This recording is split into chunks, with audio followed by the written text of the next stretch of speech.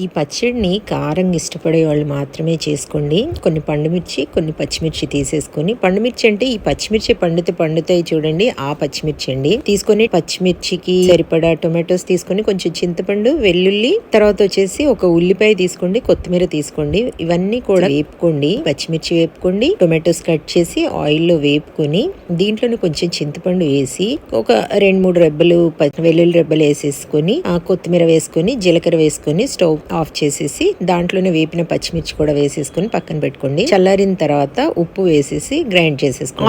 On off చేస్తే బాగా అవుతుందండి రోటి పచ్చడి లాగా. దాంట్లోనే ఇంకా ఉల్లిపాయలు కట్ చేసి వేసుకోండి, కొత్తిమీర వేసుకొని కలిపి చక్కగా తినేయండి. నేనైతే 3 రకాలుగా టేస్ట్ చేశానండి దీన్ని. కొంచెం అన్నంలో ఒట్టి తిన్నాను, కొంచెం అన్నంలో నూనె వేసుకొని తిన్నాను, కొంచెం అన్నంలోనేమో గీ వేసుకొని తిన్నాను. గీతో వేసుకొని తింటేనే బాగుంది. మీకు నచ్చితే ఒకసారి ట్రై చేయండి. ఈ కారం అయితే మా ఇంట్లో ఒక్కరు కూడా తినరండి.